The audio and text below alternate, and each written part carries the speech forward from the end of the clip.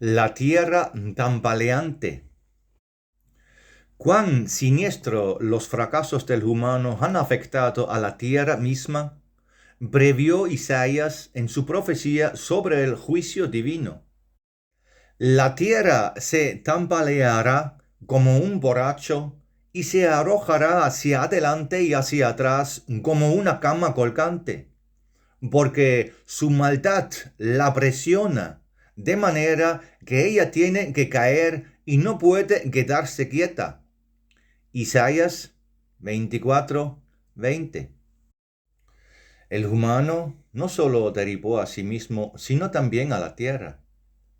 La maldad, la cual presiona la tierra, viene de los humanos y consiste en que ellos, en su querer intelectual unilateral, han usado la fuerza de Dios principalmente para hacer cosas malas. El humano puede usar libremente la fuerza espiritual que fluye a través de la creación a buenos o malos sentimientos, pensamientos y acciones. Las de esta manera nacientes obras tienen algo que a los humanos hasta ahora no eran generalmente conocidos, a saber, forma, contenido y peso, en efecto, de una naturaleza material más fina. Según la ley de gravedad, suben las más ligeras, entonces las obras lúcidas hacia arriba y las enturbiados, oscuros y, por lo tanto, obras pesadas, se hunden. Así es como sucedió que el humano, a través de su querer predominantemente intelectual equivocado en milenios, ha hecho tan denso y pesado el entorno de la materialidad más fina de la tierra, que no podía detenerse en su trayectoria de lucidez original, sino tenía que caer en las regiones más profundas. Ella así ha llegado prematuramente a un estado de sobremadurez y por lo tanto en el peligro de una disolución prematura. Con el hundimiento de la tierra llegó poco a poco un estancamiento en todo. La humanidad terrenal con la tierra tendría su propio elegido camino hacia las profundidades imparable e interrumpido continuar, sino el amor de Dios por el bien de las pocas voluntades que se esfuerzan de obedecer sus leyes y mandamientos, retiene la tierra en el último momento de la succión en la descomposición. En ello se cumple otra promesa más. Porque mire, yo quiero crear un cielo nuevo y una tierra nueva, de manera que uno ya no piense en la anterior ni la tomará a corazón. Isaías 65:17. La nueva tierra y el nuevo cielo, la que también se le permitió ver a Juan, Revelación 21:1, surgen de modo que la tierra regresa de las regiones oscuras a los planos lúcidos que una vez tuvo que abandonar a través de la malvada voluntad humana. Este camino hacia arriba traerá muchos cambios en la tierra y habrá por resultado nuevos descubrimientos en el espacio. Cuando ella ha terminado este camino, ella es limpiada y disuelta de toda oscuridad, lo cual tiene que quedarse atrás, liberada de aquellos quienes han corrompido la tierra. Revelación 11:18. Con la humanidad purificada por el sufrimiento y la necesidad, volverá a hacer círculos en esferas lúcidas, hasta que un día, como todo lo transitorio, también ella tiene que disolverse. Solo en esta nueva tierra, por lo tanto, después del juicio del mundo, puede construirse el reino de los 1000 años. Cuando será este punto culminante, no lo sabemos. Porque el día y la hora nadie sabe, tampoco los ángeles en el cielo, sino únicamente mi Padre. Mateos 24:36. Por lo tanto, solo podemos seguir el recordatorio múltiple del Hijo de Dios Jesús, estar despierto internamente y preparado para que reconozcamos los signos del cambio del mundo y el juicio del mundo. Es el tribunal más joven. Eso quiere decir el último juicio, el juicio final. La ayuda y la salvación en ello vienen a través del sufrimiento. ¿Qué debe ser sufrimiento y no alegría y bienaventuranza? Es culpa de los humanos. La naturaleza siempre tiene razón. Este dicho está contenido en una conversación de Goethe con Eckermann, 13/2/1929. Pero la naturaleza no entiende la diversión. Siempre es verdad, siempre es seria, siempre es estricta. Ella siempre tiene razón y los errores y equivocaciones son siempre de los humanos. Al inaccesible ella lo desdeña y cede solo al accesible, lo verdadero y lo puro, y le revela sus secretos. En esta declaración es el significado profundo de la verdad divina. La naturaleza con sus leyes pertenece a las leyes de la creación que Dios ha tejido en la creación como inmutable, es decir, como siempre estable. En estas leyes se expresa la voluntad de Dios. Y dado que Dios es la verdad, también está contenido en su voluntad, en sus leyes. Entonces, la naturaleza siempre tiene la razón, ella siempre hace lo correcto, porque ella es parte de la verdad divina, espíritu y lenguaje. La encarnación es la entrada del espíritu humano en el cuerpo del niño en desarrollo alrededor de la mitad del embarazo. A medida que las personas se ocupan más de este hecho, un proceso que ocurre a diario en la Tierra, algunos de los problemas que causan muchos dolores de cabeza ahora estarían resueltos de una vez. Entonces, también la pregunta, ¿cómo vinieron los primeros humanos a la Tierra? Como en este tiempo tan lejano no hubo madres humanas terrenales, para ello encarnaron por primera vez en la preparados animales más altamente desarrollados, que ya estaban en la tierra antes que ellos y ahora formaron el puente hacia la existencia terrenal de la humanidad. Los gérmenes espirituales masculinos encarnaron en cuerpos de animales de sexo masculino y los gérmenes femeninos en tal de sexo femenino. La especie animal más altamente desarrollada, que era similar a los monos humanos simios, habían completado su desarrollo y se extinguieron. Después de que lo espiritual había aceptado los cuerpos animales como envoltorio, causó además de la transformación de la sangre de animal en sangre humana, además algo diferente, el desarrollo de la lengua humana. El impulso del espíritu humano, su sentir, pensar y querer expresarse hacia afuera y para comunicarse mejor entre sí, dejó originarse las necesarias herramientas en el devenir natural de voz para ello.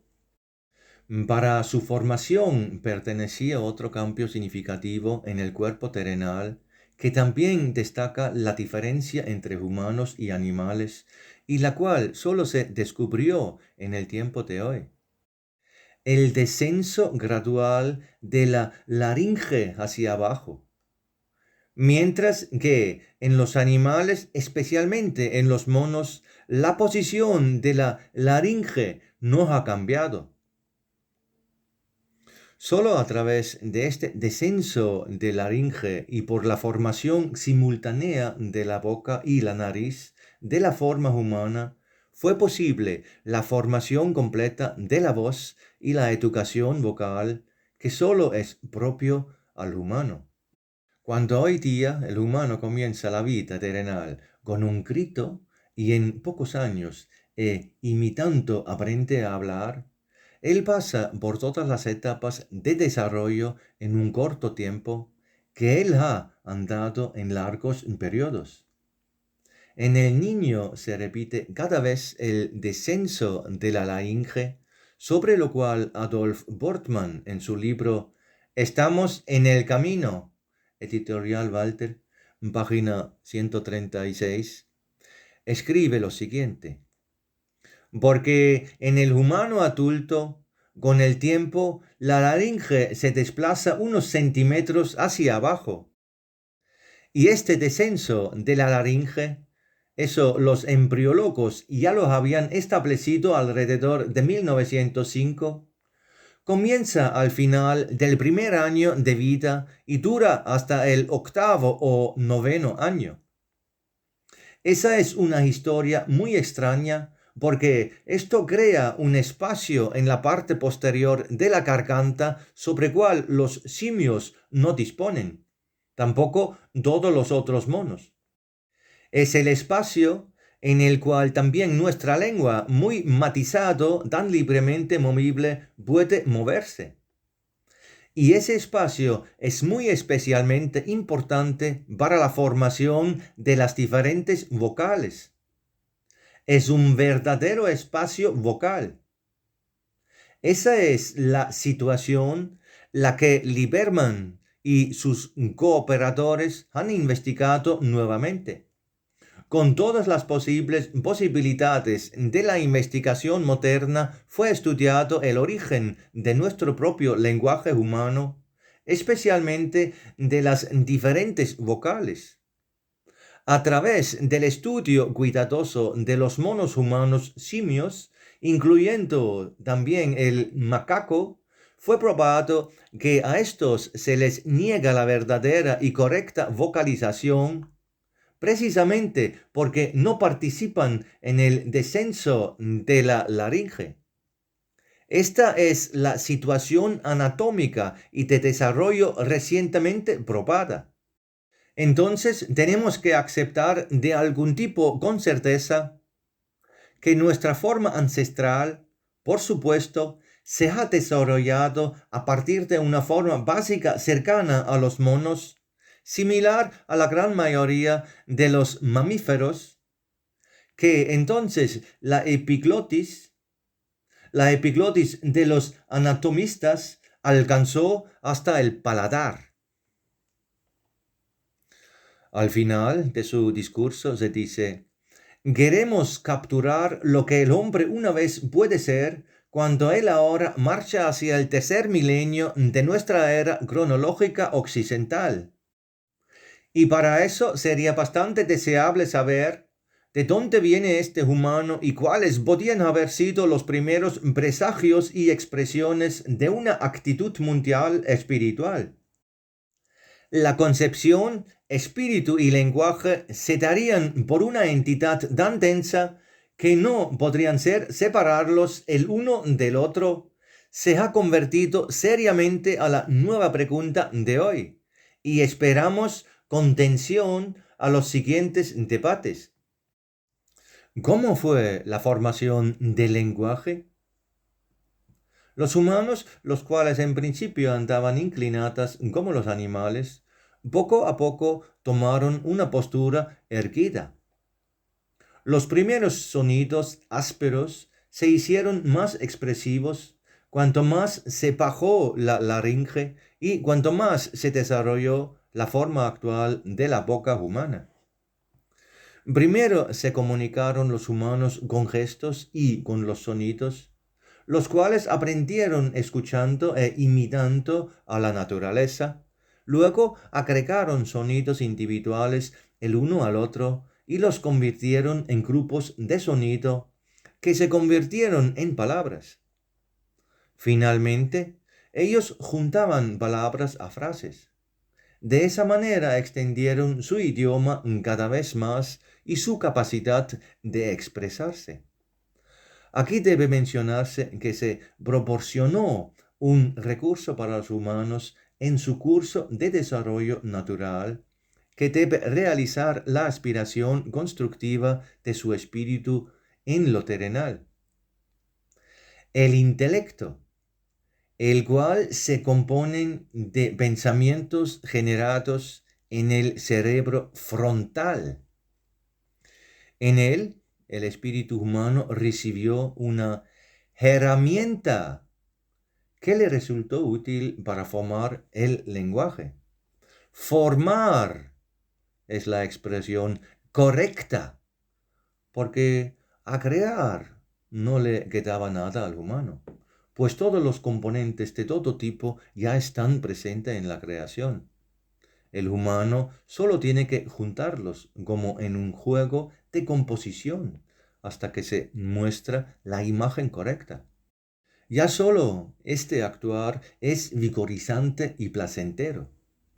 Pero también la formación del lenguaje no hubiera sido tan fácil si en eso no les hubieran enseñado los maestros a los humanos. Ellos eran del más allá, con los cuales los humanos tenían una conexión serena en ese momento. Les dieron consejos como deberían formar el lenguaje. Según las radiaciones que tienen todos los seres y cosas y las que el humano percibió con su intuición, él agregó vocal a vocal hasta que a él el sonido de la palabra confirmó su formar exacto. Del mismo modo, él dio al abstracto con que incorporeos conceptos las envolturas de palabras en las cuales ellos podían oscilar. Aquí se muestra claramente, el secreto del lenguaje está fundado en el espíritu del humano. Solo él tiene la capacidad de formar el lenguaje y hablarlo. Ya en la historia de la creación es narrado cómo el humano usó el don lleno de gracia de dar forma a la palabra y les dio un nombre a los animales. 1 Moisés 2, 19 a 20. Por último, pero no menos importante, le fue ayudado por espíritus humanos de origen más elevado, cuales encarnaron aquí y allá en las tribus humanos en proceso de madurez para guiarlos a ellos a otro nivel en su desarrollo. El desarrollo del lenguaje humano, empezado en las vocales de expresión hasta la formación de palabras y frases, todo fue normal, mientras los humanos lo entendieron y realizaron en su vida terrenal el lenguaje de Dios, el cual está de encontrar en su creación y en sus mandamientos. Eso cambió fundamentalmente cuando ellos, por el griar demasiado grande del intelecto terrenal, por su inmensurable sobreestimulación, cada vez se incurrieron más al pensar material. El resultado comenzó del declive, por ello, la apostasia o el abandono de Dios. Está como un evento drástico en la historia del desarrollo humano en la Biblia, en las parábolas de la construcción de la Torre de Babel y reproducido de la confusión del lenguaje babilónico. 1 Moses 11, 1 a 9. Los humanos disolvieron la conexión entre las esferas lúcidas y se mudaron a la tierra de las tinieblas, en las tierras bajas de la vanidad humana. Allí se construyeron una torre de orgullo y exageración propia, el cual querían erigir en su gran pretensión hasta el cielo para que ellos se hicieran un nombre. Al mismo tiempo comenzó con la desconsideración de las leyes de Dios, una confusión de habla extendiéndose por toda la tierra. Pero esto es de concebir de forma diferente que generalmente es aceptado. Ello no consistió en la aparición de muchos diferentes idiomas de los pueblos individuales en uno del otro que complicaron la comprensión mutua. Fue un acontecimiento espiritual. Los humanos ya no se entendieron entre ellos, porque cada uno tenía su propio lenguaje. Eso significa, todos presentaron su egocéntrico querer o su egocéntrico voluntad hacia afuera. Solo estaban preocupados por sus beneficios y ya apenas se molestaban de entender al semejante. Ese lenguaje, el cual cada uno está capacitado de leer en el libro de la creación, el lenguaje de Dios, ellos no entendieron más.